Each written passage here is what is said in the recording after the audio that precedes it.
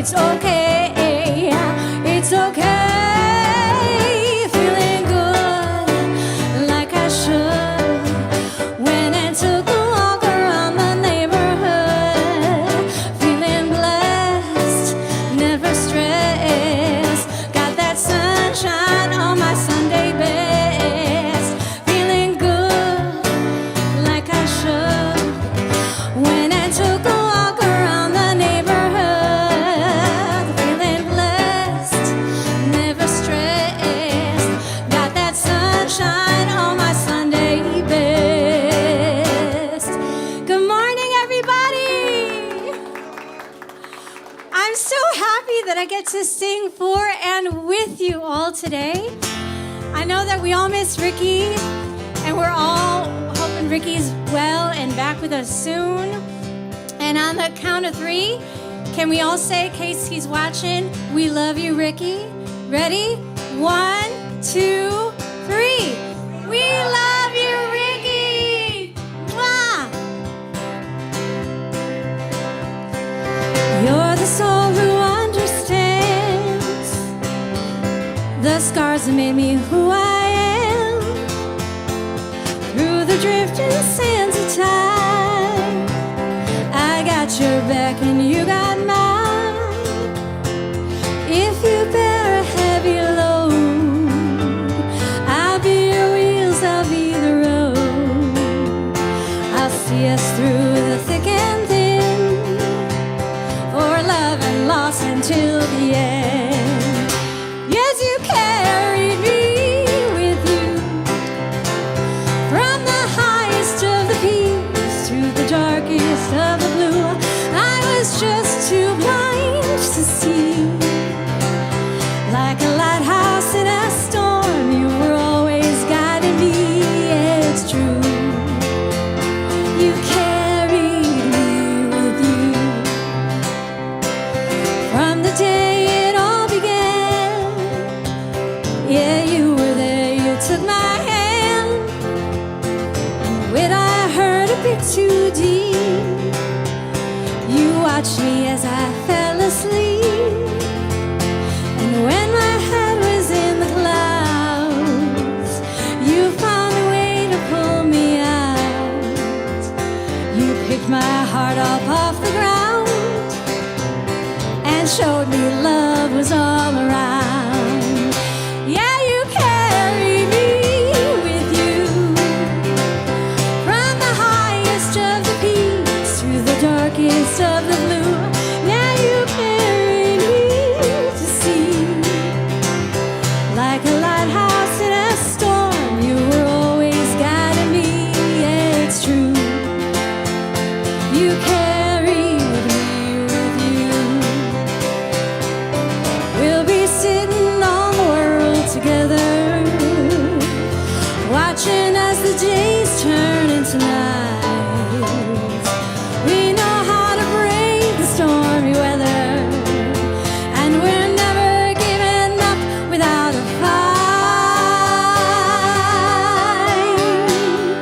If you should ever bear a heavy load, I'll be your wheels, I'll be the road.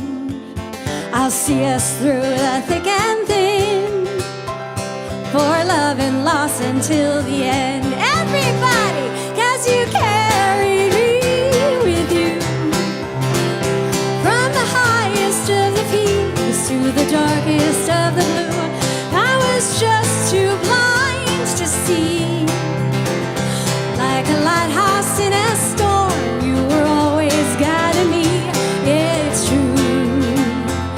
You carried me with you. You carried me with you.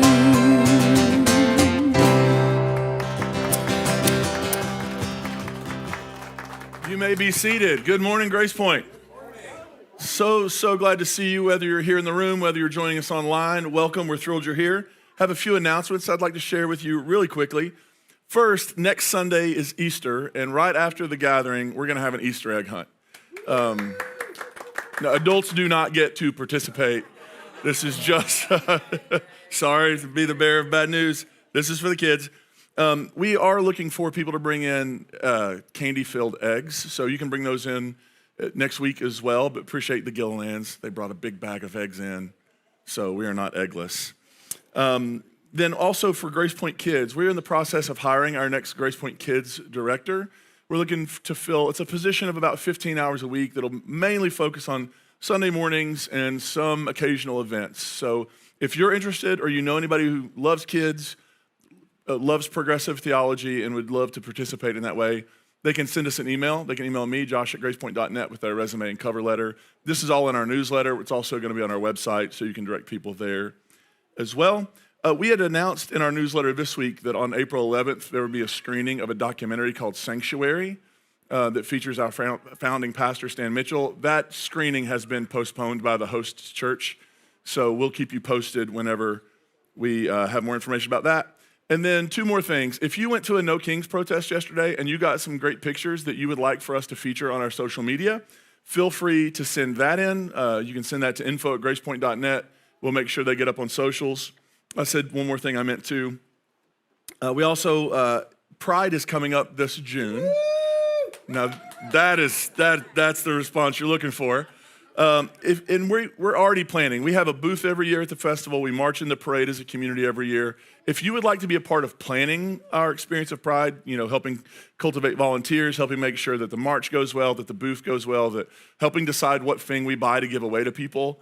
And we're there really just to make sure people know that they are beloved and that they belong. Amen. That's we're spreading actual gospel.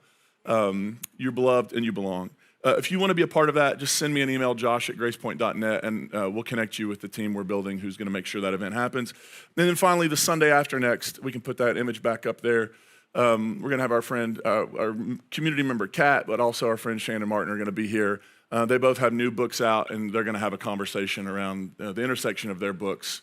And that's going to be a really great day. I'm sure they'll have copies here. If you don't have them, you can probably also get them signed. What a great day that's going to be. So plan to be with us on 4/12 for that experience. And then lastly, if you value our community, you value what we're offering in the world, you value what we're doing together in the world, because this is something we're actually doing together. And you want to support this work to make sure it's sustainable, you can do that in a few ways. You can text any dollar amount to that phone number. You can give online at gracepoint.net/give. You can scan that QR code. It'll take you to our giving page, or you can drop check or cash or whatever in that little wooden box over there on the table. I think that's I've announced everything in the history of human history. Thanks so much for being here today. Take a minute to say hi to each other, and then we'll come back with communion in just a minute.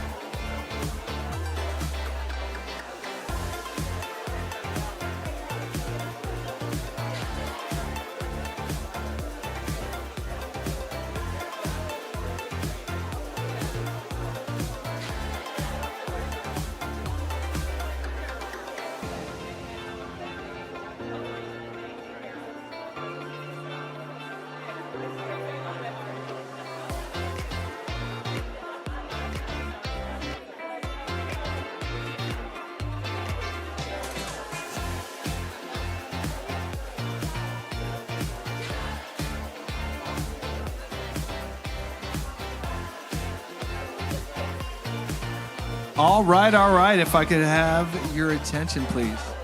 Am I on? Great to see everyone in community hanging out with each other. Let's continue that with communion.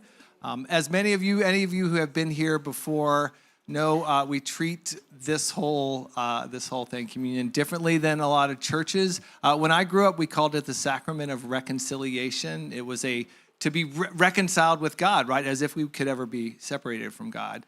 And we don't believe that here. And so it's not about you ever being separated and then in communion with God. It's not about your salvation. It's about each and every one of us sharing the table together and a place where every single person is included. So regardless of your faith background, if you've ever been here before, you are more than welcome to join us. And if it's not for you, then it's not for you. And of course, you won't be judged here. So before we receive communion, we like to repeat together words that talk about its significance to us and our invitation to anyone who wants to be included here with us. So if you all will come to this table.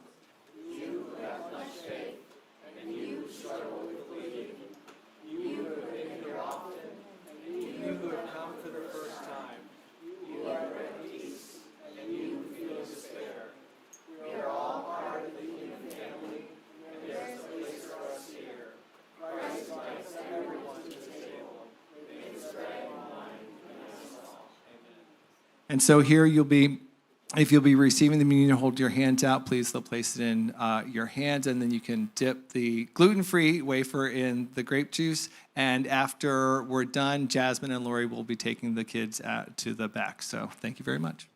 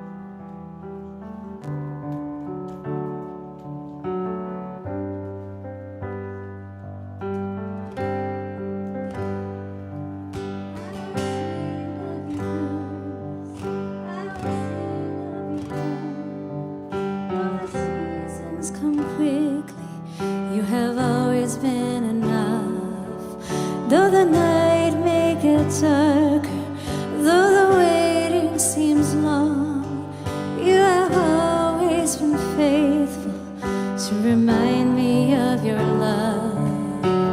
You are good.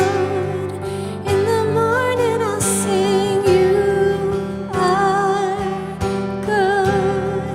In the evening I'll sing. You are good. You are good to me.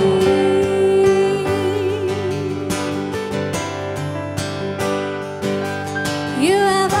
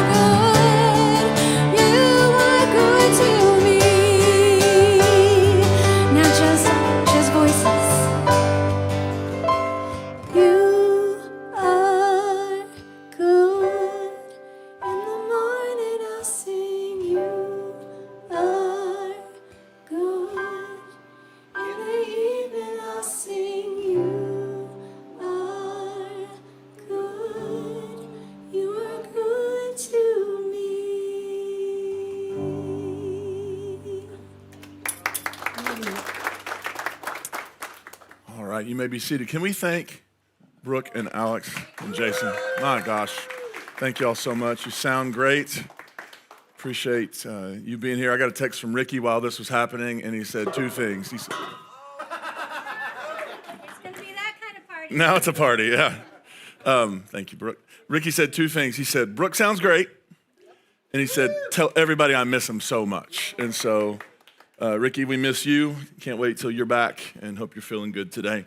So we've been in a series through the season of Lent. Today's the final Sunday of Lent, talking about the death of Jesus, the crucifixion. And one of the things we've said throughout this series is that really when you talk about the death of Jesus, you're talking about something that falls into two different categories. One, you're talking about something that historically happened. It's a historical event. Jesus of Nazareth, universally pretty much agreed on by scholars who are sans tinfoil hats, that Jesus of Nazareth lived and was executed. We can say those two things pretty confidently. So you have history, but then you have this other thing, and that is when we start talking about what this event means, we are firmly in the realm of interpretation and theology, right? So there's a historical event, and then there's what we do with it. There's the way we wrestle with it, the way we interpret it, the claims we make about God through it, and we've been exploring that in this series. Today we're going to turn our focus to this particular day on the Christian calendar, Palm Sunday, which kicks off Holy Week. And really, Palm Sunday and what happens on Holy Monday, I think, are the two events that sealed the fate of Jesus, meaning what Jesus does on Palm Sunday and then how he follows that up on Holy Monday are what lead ultimately to his crucifixion on Good Friday. Does that make sense? Now, I thought I would try to get through Palm Sunday and Holy Monday. I figured maybe you all had something to do before 6 o'clock. So we're just going to focus today on Palm Sunday. But what's interesting, and we're going to stick to the Gospel of Mark for a couple reasons. One, it's the best, and I will take no questions. Number two, the Gospel of Mark was the first narrative written, which means everybody else, Matthew and Luke, for example, borrowed from Mark. Now, they changed it, they added things, they took things away, they made decisions with it, but Mark is the first person that we know of, that we have access to, around the year 70, who sat down and put, pen to parchment or papyrus and said, I'm going to tell a story about the life of Jesus. What's fascinating, scholars call the Gospel of Mark a passion story with an extended introduction. What I mean is, Mark spends the first 10 chapters of this gospel on the ministry, the healings, the teaching, the parabling of Jesus. But if you'll notice, go read Mark. If you have nothing better to do today, go read the Gospel of Mark through. What you'll notice is those first 10 chapters fly by. Mark's favorite word is immediately. Everything happens immediately. They went here, and then immediately they went over here, and they got there, and immediately Mark is, he's sort of like, I know I've got to give you something on the front end to make the rest of this make sense, but what I really want to talk about is the passion. I really want to, not the Mel Gibson movie, that's not a great film, but he wants to talk about the passion of Jesus, like the death, the suffering, the burial of Jesus. That's Mark's real goal for writing his gospel. And so we are now in Holy Week, the week that leads to Jesus' death. And this is a week that is, I think, marked by two things. It's marked by protest, and that's what we see on Palm Sunday and Holy Monday. We see Jesus engaging in a form of nonviolent protest. And it's also a week of provocation. If you read Holy Week in Mark's gospel, what you'll find is every day Jesus goes into the city of Jerusalem, gets involved in serious arguments and debates about big things, stirs the pot up, and then bails out. He goes to Bethany at night to sort of be safe. And today is not the day of Pentecost. We need to save that special effect for another time. That would have been cool if today was Pentecost, though, wouldn't it? Like the rushing wind is here, friends. And so Jesus is engaging. Questions like, if you've ever read or heard the phrase, render unto Caesar what is Caesar's, that is something that comes out. And friends, what he's not saying there, I can promise you, is he's not saying pay taxes. He's making a bolder claim with that statement. And he's essentially saying, this has Caesar's image on it. It belongs to Caesar. It shouldn't even be in your pocket. So Jesus, part of what gets him in trouble, I think, is he leads a movement that opts out of the economy and starts messing. If you want to make leaders mad, mess with their economic advantage. Not that we know anything about that in our world. So, and one other thing by way of introduction, we're going to read the text from Palm Sunday. I think, and this is just, there's a strand of scholarship that says this. I tend to find it convincing that Holy Week as we have it in the Gospels is a liturgical invention. And here's what I mean. I'm not saying Jesus didn't go to Jerusalem, didn't do things and die. I just don't think that lasted a week. And that you'll see why a little bit later. There are some things that happen even in the Palm Sunday story that betray our chronology is off here. I think Mark was trying to create a narrative for Christians, for followers of Jesus, they wouldn't have been Christians yet, for followers of Jesus to remember the death and resurrection of Jesus, or what we would call as the Easter rite and ritual emerged. Mark was creating a series to get us 8 days, right? Sunday to Sunday. And you'll see how that comes up in just a little bit. So here's our text, Palm Sunday, Mark chapter 11, verse 1. When they were approaching Jerusalem at Bethpage and Bethany, near the Mount of Olives, Jesus sent 2 of his disciples and said to them, "Go to the village ahead of you." And immediately, right, there's that word again, right? I mean, Mark is, even here, he's like, immediately, as you enter it, you will find tied there a colt that has never been ridden. Untie it and bring it. If anyone says to you, "Why are you doing this?" just say this, "The Lord needs it," and we'll send it back here immediately. Immediately. They went away and they found a colt tied near a door outside in the street. As they were untying it, some of the bystanders said to them, "What are you doing untying the colt?" They told them what Jesus had said, and they allowed them to take it. Then they brought the colt to Jesus and threw their cloaks on it, and he sat on it. Many people spread their cloaks on the road, and others spread leafy branches that they had cut in the fields.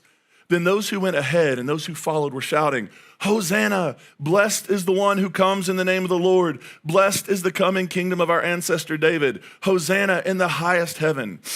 Then he entered Jerusalem, went into the temple, and when he had looked around at everything, it was already late. He went out to Bethany with the 12. Now here's what I would suggest. He goes into the temple Sunday night, looks around, and there's not enough crowd for what he wants to do.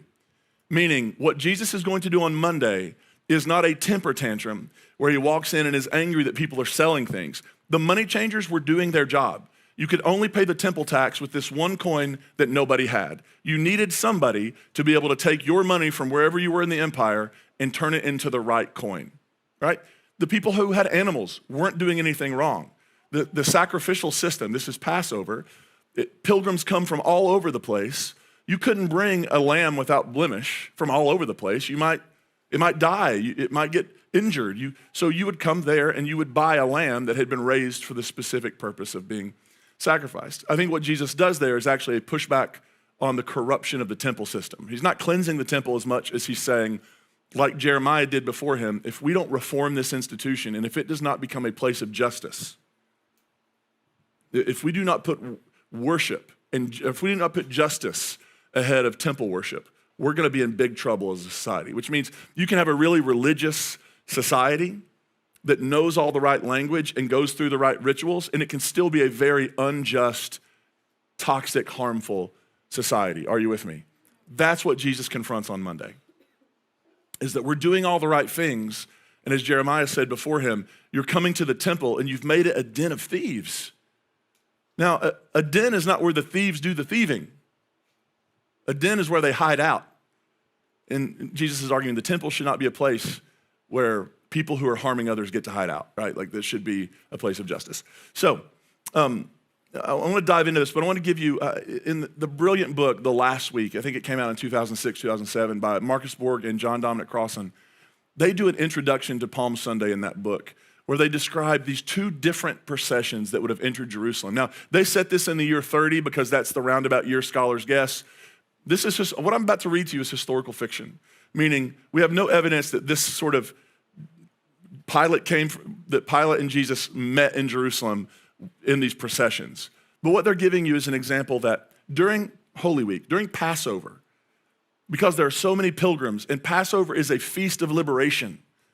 It's a time when people are remembering God liberated us from enslavement in Egypt. Maybe God will liberate us from the boot of the Romans too. Right? It's sort of, to quote the theologian, is it Bonnie Tyler? They were living in a powder keg and giving off sparks in Jerusalem during this particular week because it's Passover, it's liberation, and yet they're celebrating an event of freedom while the boot of the oppressor is on their neck. So Pilate would have come down to Jerusalem from Caesarea as a show of force to remind people, if you step out of line, I don't care what the calendar says, we will end you. There is a cross with your name on it. So here's how they begin their book, the chapter on Palm Sunday. 2 processions entered Jerusalem on a spring day in the year 30. It was the beginning of the week of Passover, the most sacred week of the Jewish year. In the centuries since, Christians have celebrated this day as Palm Sunday, the first day of Holy Week. With its climax of Good Friday and Easter, it is the most sacred week of the Christian year. One of these 2 processions was a peasant procession, the other an imperial procession. From the east, Jesus rode a donkey down the Mount of Olives, cheered by his followers. Jesus was from the peasant village of Nazareth. His message was about the kingdom of God, and his followers came from the peasant class. They had journeyed to Jerusalem from Galilee, about 100 miles to the north, a journey that is the central section and central dynamic of Mark's gospel. Mark's story of Jesus and the kingdom of God has been aiming for Jerusalem, pointing toward Jerusalem. It has now arrived. On the opposite side of the city, from the west, Pontius Pilate, the Roman governor of Idumea, Judea, and Samaria, entered Jerusalem at the head of a column of imperial cavalry and soldiers. Jesus' procession proclaimed the kingdom of God.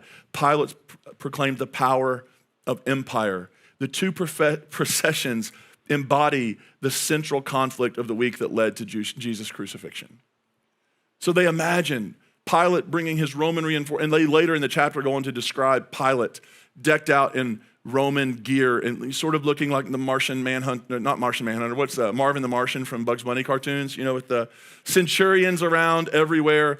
They go on to describe the war horses that Pilate and some of these cavalrymen would have been riding. They go on to describe sort of the sense of awe and fear, their presence, as the sun would glint off their armor, as they would kick up dust as they came into town as a show of force, because how else do you keep peace in the world without a show of force? Well, the guy entering the other side of the city from the east has some suggestions about this and really more convictions about this, and that is the central conflict. Who has the right vision for the world? Whose vision for the world is God's vision? Is it Caesar, who claimed divine power, or is it Jesus? Is it the powerful leader of the world at that time, or is it the peasant rabbi from Nazareth? So let me just offer a few things to put Palm Sunday in its historical context. So this will be a little bit heavy on history at the beginning, and then we'll try to make some meaning out of it at the end, okay? So let's begin with this. Palm Sunday, just like the temple action on Holy Monday, I would put those together, are not spontaneous events. They are planned actions. Now, notice when Jesus says to his disciples, okay, here's what I want you to do. We're close to Jerusalem. Go into the city. And when you get to the city, you're going to find a donkey tied up. And when you see that donkey, it's a colt. Nobody's ever ridden this animal. Go untie it and bring it to me. If somebody says anything, say the Lord, this carries Obi-Wan Kenobi vibes. Like, is that what Jesus is doing? Jesus teaches them, like, go into Jerusalem. When they say, what are you doing? To say, these are not the droids you've been looking for. And they just abscond with the donkey. No, what this means is Jesus sent people ahead to arrange that this animal would be in this place because he wanted to do something provocative. He wanted to stage a protest, and it was a protest against Roman power. If you, like me, spent a lot of time growing up watching Saturday Night Live, or even if you're watching it recently, what they do in their cold opens when they have somebody they've done it to every presidential administration, they are knocking it out of the park right now. But when you have somebody, playing Donald Trump, or you have somebody playing Pete Hegseth, and they do a cold open, and they essentially sometimes just quote things these people have said, but the way they do it, it just reveals the absurdity of what we're seeing on our TV all the time. Are you with me? Like, it's sort of this mocking. I would put it this way. Palm Sunday is a lampoon of a Roman military procession.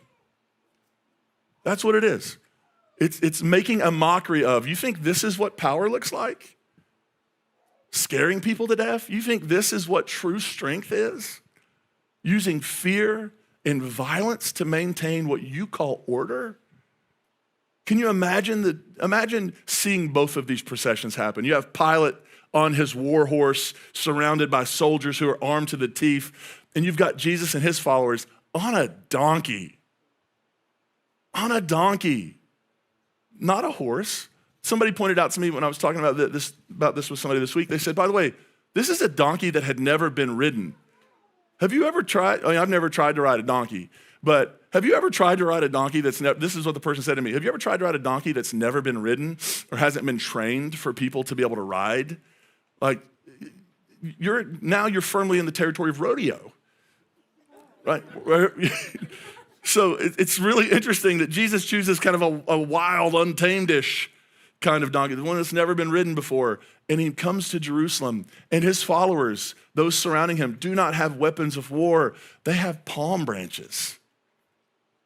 And they are shouting, and they're quoting the Psalms when they sing, Hosanna, blessed is the kingdom of our ancestor David.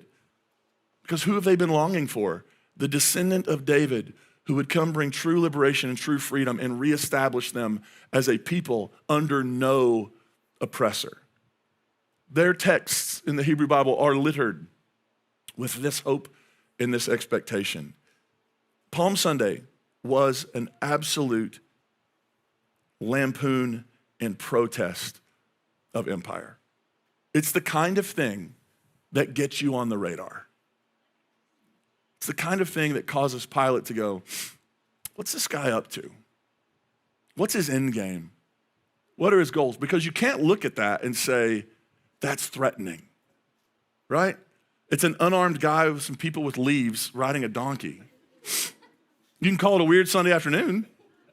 Like if this happened outside your house, down your street, you would probably call somebody and say, can we get a wellness check on the person riding a donkey down the street? I mean, this is a strange, strange event. I think it's fascinating, though, that Jesus rides a donkey and not the war horse. If you want an image of this, imagine somebody pulling up in a Hummer, right? That's kind of a military style vehicle or a tank. And then somebody pedaling up to it on a Huffy, on a 10-speed, right? I remember when I was a kid, one of my friends got like a motorized, I don't know, it was not a motorcycle, it wasn't quite a dirt bike, but it would go faster than you could go on a bicycle. And I remember trying to keep up with him because I had a Huffy, I had a 10-speed. Trying to keep up with him, he could just go so much faster than me, and he thought he was so much cooler than I was. But Jesus rides into town on a Huffy, and Pilate comes in a tank. That's an interesting image. But I would also say, just like the donkey being prepared was not an accident, that Jesus, this is something he's doing, I think he's doing it with something in mind. And that is that Jesus and his followers, and really, I think most people would have lived their lives immersed in the traditions of Israel, meaning they probably couldn't read or write, but they could tell you what their text said because they had heard it recited again and again and again, especially the texts that embodied their longing, right? You don't remember every song you've ever heard, I bet. But I bet you have so many songs in your head that you know the lyrics to because those songs at some point meant something to you. And you find yourself, when that song comes on the radio, not going like, let me go through the catalog here. Do I know this one? Do I know Achy Breaky Heart? Do I know? And you just instinctively sing it. Imagine the folks around Jesus witnessing this event. There would have been some things that they would have instinctively, I think, understood when they saw Jesus riding into Jerusalem on a donkey with people waving branches at him. And one of the images comes from Zechariah chapter 9. And this prophet is envisioning a time when a descendant of David would become leader once again, and that would have some very specific results. Listen to Zechariah 9 and 10. Rejoice greatly, O daughter Zion. Shout aloud, O daughter Jerusalem. See, your king comes to you, triumphant and victorious is he, humble and riding on a donkey, on a colt, the foal of a donkey. Now, when Matthew, by the way, gets to this text, Matthew reads Mark, but knows Isaiah says on a donkey, on a colt, and Matthew interprets it as Jesus riding two donkeys at once. And if you've ever seen art based on Matthew, it's like either Jesus is the most bow-legged human being you've ever met in your life who can somehow straddle two donkeys at once, but the art is usually Jesus sitting side saddle, like across two donkeys. It's just an interesting They were interpreting things too, not just us, right? They're trying to wrestle with us. But notice the next part of this text. Your king's going to come in on a donkey in humility. He, this king, will cut off the chariot from Ephraim, from Israel, and the war horse from Jerusalem, and the battle bow shall be cut off, and he shall command peace to the nations. What is Zechariah envisioning? A world with a free and independent people where the weapons of war are no longer in their cities,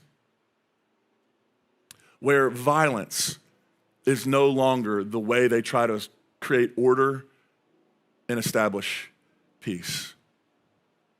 But you have to understand, the Roman Empire had a message. And the message was they had already everywhere they went, they brought peace on earth. That was their MO. That was what they believed. They had the Pax Romana, the peace of Rome, the Roman peace. Now, the way they tended to bring peace was by killing anybody who disagreed with them. But they would have already said, there is peace on earth. The chariot and the battle bow ensure that there's peace on earth. How do we make sure? Oh, well, because we have bigger weapons and we're better at using them than our enemies. That's how peace comes on earth. And here Jesus comes riding into Jerusalem, not on a war horse. I mean, if Jesus wanted to make a statement, he could have commandeered one of those horses, right? He could have commandeered a war horse. He could have ridden into town and said, look, I'm here to do all. No, he doesn't explicitly announce, but through his action and through his teaching throughout his entire ministry, he is now embodying a nonviolent, peaceful vision for how the kingdom of God comes on earth. And people respond when they see him mount up on this donkey by gathering what they call in the text, Mark calls leafy branches. This is called Palm Sunday. The only gospel to ever call them palms specifically was the Gospel of John, which is perhaps the latest of the gospels we have. These leafy branches were called in Hebrew lulav. I don't know, has anybody heard this before? And it was essentially a group of different kinds of branches that were bound up together. It could include palm, it could include myrtle, it could include willow, it could include citron, but they would bind these up, and it was actually something that showed up regularly for a specific Jewish festival, and it wasn't Passover, because these plants were not available in the spring. These plants were available in the fall during a feast called Tabernacles. The Hebrew name is Sukkot, but Tabernacles or Booths. It was an agricultural festival, which is why some scholars would say it's interesting that they're doing actions that can only happen in the fall, but yet the gospel is telling us Jesus is entering Jerusalem in the spring. So is there something there that maybe this event happened a little longer before and then the stuff plays out between maybe October and April? That's just all conjecture. I just find it super, super interesting. But these leafy branches, again, another symbol that would not have been lost on the people witnessing it, because palms and these sorts of branches play a critical role in certain points of Jewish history. Let me give you a couple examples. Before Jesus, around the year 164, so roughly 160 years before the birth of Jesus, the Jewish people had been overtaken by some descendants of Alexander the Great called the Seleucids. The particular leader, his name was Antiochus IV. He called himself Epiphanes, which means God made manifest. He had a slight ego problem, maybe a little bit of narcissistic tendency. He believed he was a God in human form. And he decided that he wanted to, the correct term is Hellenize. I prefer the term Greekification because it really gets to the point. He wanted all of the empire within his control to be Greek, which means you need to speak Greek, you need to eat Greek, you need to worship Greek, and if you have any indigenous customs, well, clearly you got to stop those. And specifically in what became Judea under the Romans, you have specific laws and specific practices that dietary restrictions, the circumcision, the Sabbath, so there was this conflict. And eventually, Jews started being martyred because they refused. They wouldn't eat pig meat. Pork, I guess, is what you call that in the everywhere else. They wouldn't eat pork. They still practiced circumcision. Now, there were some who didn't. There were some who were trying to reverse their circumcision. There were some who were, but there was a core of people who were like, you know what? We're not in on this, and actually, we're going to resist. And there started to be martyrs. And when we're going to talk more about this a little bit next week, but when you start having these martyrs, you have groups of people who rise up. And one particular family rose up and took the reins of leading this revolt. It was a guy named Judah Maccabees, Judah the Hammer, which was his ring name, I guess, is what you want to say. But they led this rebellion, and they go, and in 164, they take back the temple in Jerusalem that had been defiled by the Greeks. They take the temple back, they purify it. This is where the story of Hanukkah comes from. And after they had purified the temple and restored it, there's a book called First Maccabees that sort of tells you a highly interpreted example or interpretation of this event. But what you'll notice if you read First Maccabees is, you know how they celebrated this? They celebrated taking the temple back and defeating their enemy by waving palm branches, by singing psalms and offering thanksgiving to God. You know, like maybe somebody walking around going, Hosanna, blessed is the one who comes in the name of. And then they also had public celebrations over their new liberation. So 160 years before Jesus, the palm was a symbol of a people who had been liberated and given freedom from their oppressors. Now let's fast forward after Jesus to the year 66 to 73, and then the years 132 to 136, because those are the two Jewish revolts against Rome where they violently tried to get rid of Rome. Both of those times, they minted coins, because in the beginning of both of those, the Jewish community was winning until Rome called in reinforcements and crushed it both times. They minted coins, though, to celebrate what they believed was their impending freedom. And this is what the coin looks like. I don't know if you can see this, but over on the left, or your right, you know what that image is of? That's a palm tree with palm branches. The palms were deeply symbolic of freedom and liberation. So if you take all of this together, Jesus entering on a donkey, Jesus being surrounded by supporters, waving branches and singing psalms of celebration of God's liberation, what we're being invited to see here is that Jesus is being received into Jerusalem by the crowds.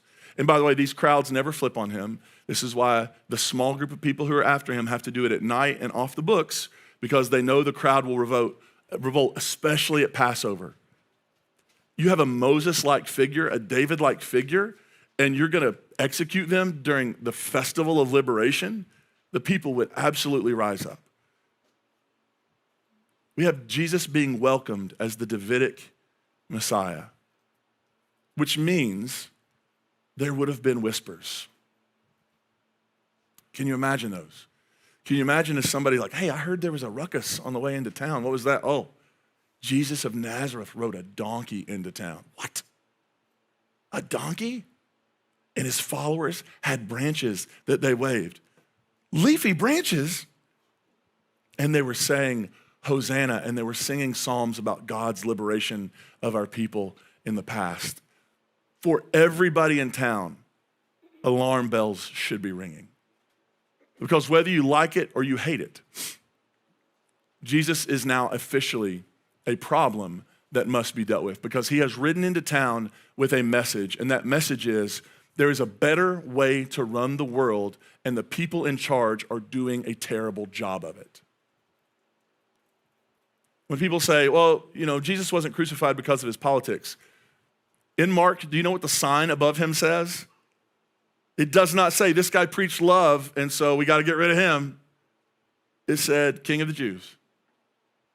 I don't know about you, last time I checked, a king was a political term, political office. A kingdom is a political idea. Jesus rode into town, into a powder keg of politics, religion, and economics, and he dared to say, what if God were in charge of the world? What would the world look like if God and not Caesar were in charge? What would the world be like? Would there be people who are being displaced from their family land because they couldn't pay their debts? I was talking to a friend about the Lord's Prayer this week, and I think the part we have gotten totally wrong is, how many of you grew up praying, forgive us our debts as we forgive our debtors? How many of you grew up saying trespasses? Here's what's interesting. I think Jesus literally means debts, because the word in the text does not mean sins. It means debts, stuff you owe to other people. And give us our daily bread. You know what the two biggest problems for Jesus' followers were? How are we going to eat today? And what are we going to do about debt? Because debt's what's making us lose our family land. Debt is why I lost my farm, and the person from the city came in and took it and turned it into a vineyard. You know parables Jesus tells about people who now are working land that is no longer theirs and somebody else owns it and it's a vineyard. This is an economic movement. This is a political movement. And of course, it is all animated by this vision of what would the world be like if God were actually calling the shots. Now, you may say, well, isn't God calling the shots? If Caesar's in charge, I don't think so. I think God is allowing humans to make choices about how we govern the world. And Jesus says, you've made the wrong choice. And this is something Rome would want to deal with ASAP as possible, right? They want to get rid of this kind of friction during Holy Week. I want to give you a couple maybe modern equivalents. Let me show you a picture. This is from March 7th, 1965. This is from the first march from Selma to Montgomery, which was cut short by state troopers and vigilantes who had been deputized by Alabama state troopers. And there were about 600 people participating in this march. I think it was 50-some miles from Selma to Montgomery. And as the marchers were crossing the Edmund Pettus Bridge, they were met by the force of police and vigilantes, and they were beaten. And this is a picture of John Lewis. They were commemorating, by the way, the death of Jimmy Lee Jackson, who had been shot by state troopers on February the 18th because he was trying to protect his mother during a civil rights demonstration. Friends, as far as we feel like we've come, history, what they often say is history doesn't repeat, but it rhymes. And we're in moments where history seems to be rhyming in really scary ways. This day has become known as Bloody Sunday. And John Lewis, he suffered a skull fracture and actually had scars on his head for the rest of his life that bore witness to the awfulness of Bloody Sunday. Unarmed protesters running into the teeth of state-sanctioned violence. I would argue that is what the Jesus story is. It is a person who is unarmed, who is only armed with love and the truth, who stands up to an unjust system and gets killed for it. Let me show you another image. This is from June 4th, 1989. There had been a series in China, there had been a 6-week pro-democracy protest that had broken out. The day after the government had suppressed that protest violently, there were some tanks rolling down the street, and they call this guy Tank Man. He's never been identified, but he's this one unarmed person staring down 4 tanks. And every time, this is in Tiananmen Square, and every time they tried to go around him, he just would slide in front of them. First of all, the courage. I don't know about you, I've never faced down 4 tanks. But this image shocked the world. Absolutely shocked the world. And actually, I read an article when the President of the United States wanted to have his own little military parade last year. One of the worries that his advisors had was we don't want to recreate this image, and we might recreate. Now, nobody ended up going to that because it was ridiculously boring and underwhelming. But they were afraid because this image was so powerful, because this image speaks to the idea. This is kind of a lampoon of their power, right? Like, it takes 4 tanks for one dude. This is what you have to do. You remember when one of the Gospels, when Jesus is arrested by night in Gethsemane, the soldiers come, and what does he say to them? Am I leading a revolt that you need swords and clubs? I'm just a dude praying in a garden with my friends. Do you think you need all that? I think this act of Jesus on Palm Sunday is meant to expose the ridiculousness of how we've chosen to run the world. That empire acts so big and bad, but they are scared to death. The rulers are scared to death of unarmed people who actually embody the truth. and whose sheer existence refuses to play along with the farce and ridiculousness that might it makes right, and that power and violence can change the world. When Jesus rode into Jerusalem, he stood down the Roman Empire and paid for it. Think about 2026 here in the US in Minneapolis, as we watch 2 American citizens be murdered in the streets by federal soldiers, federal agents. And we saw this protest and response as a result in Minneapolis. When our friend Doug was here a few weeks ago, he talked about this specific moment. I think it bears repeating. If you saw the video going around that he shared of the singing resistance, I know we have singing resistance in Nashville now. It's incredible.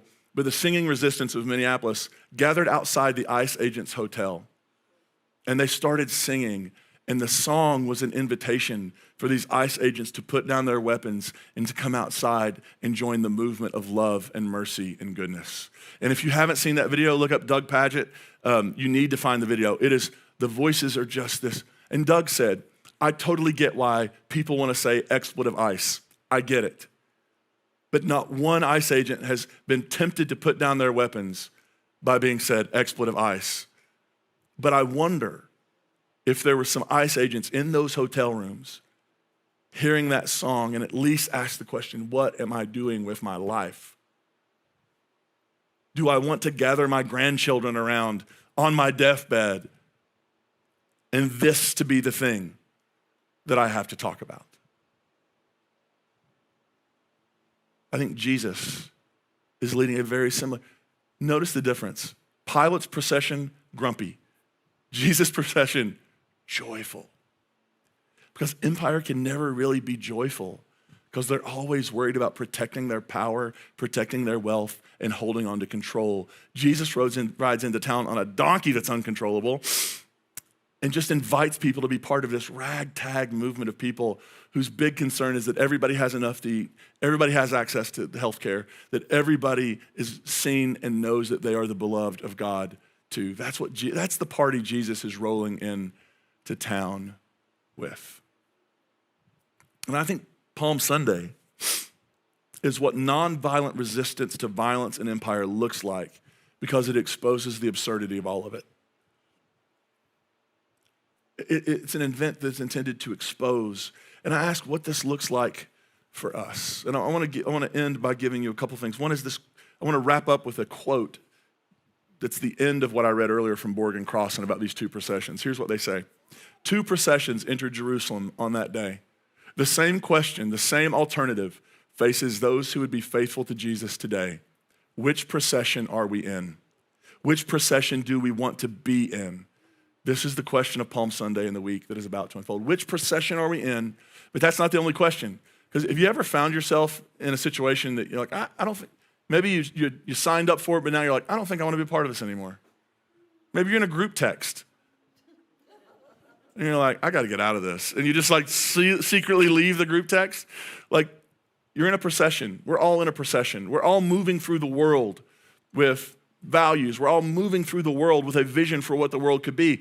And not only what the world could be, but how that world gets brought about. Which procession are we in? And is it the procession we want to be in? At the end of it all, do we want to say, well, I was in the procession that kept things under control, that punished the bad people, the people that we thought were bad anyway. I was in the procession of violence. I was in the procession of hate. I was in the procession of bigotry. Or do we want to be in the procession of joy, the procession of love, the procession of peace? Because friends, no one on Palm Sunday is a spectator. Nobody on Palm Sunday is a spectator. We are marching in a procession. And are we saying Hosanna, or are we saying Hail Caesar? Those are 2 very different things, and those are 2 very different visions for the world. And I think the question it leaves us, and we'll close with this, is can we actually imagine a better world? Can we imagine what that world would look like? I find that a lot of people can't, because sometimes when I try to describe that world in my brain, in my heart, like what if we took the money we spent on bombs and spent it on something that gives life? people look at me and say, you're so naive. You're so Pollyanna. Your glasses are so rose-colored you can't see through them. And what that is, friends, is not an impossibility for the world. It's a failure of imagination. I think the American government, the American society, we're living now through a moment where our imagination has failed. And who else but people who are in the procession of Jesus should be trying to cultivate that imagination? This Jesus who came in with creative nonviolence and a vision for the world. It should be followers of Jesus who are not just looking to create a Christian empire, but who are looking to create a world where all of God's children, regardless of their religion, regardless if they don't have religion, regardless of how they identify in any way, shape, form, regardless, that every person knows their belovedness and their belonging. And I believe to my core that is the message of Jesus. And I think that vision is what got him killed. And next week on Easter, we'll talk about next week when I ask the question, what does God do in moments of injustice? How does God respond to the injustices of the world? And I hope you'll be back as we talk about that. Let's pray. God, we thank you for this Jesus who enters a city not in bluster and posturing, not in threats, but in humility, in joy, and in love.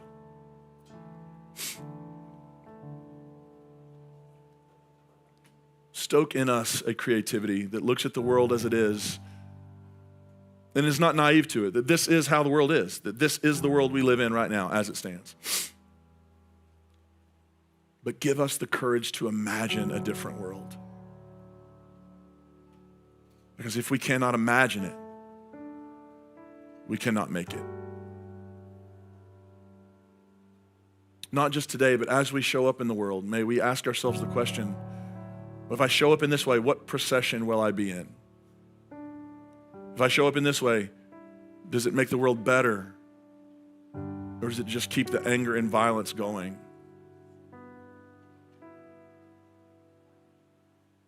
Give us the courage to ask those questions. Give us the courage to make hard decisions. That's what we pray in gratitude in the name of Jesus. And everybody said,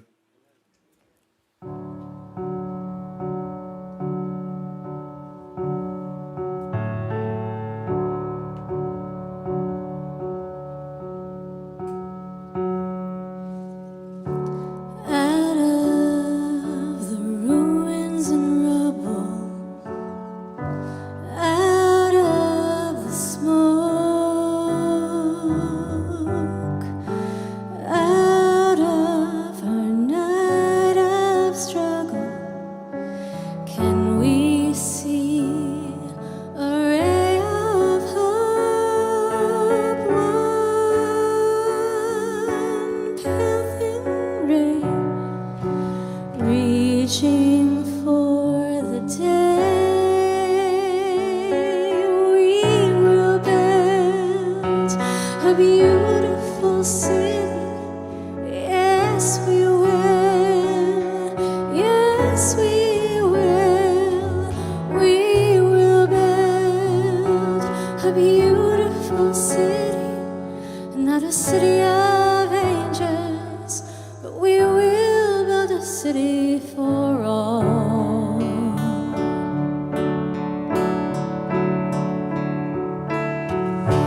We may not reach the ending, but we can start slowly but truly mending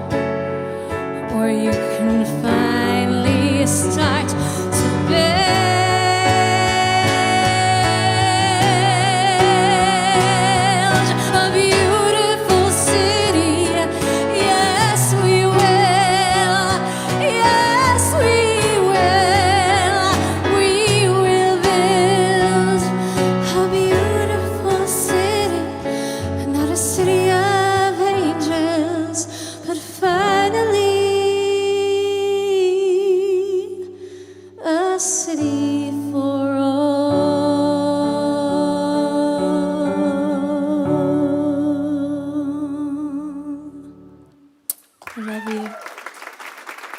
See you next week for Easter. Mwah.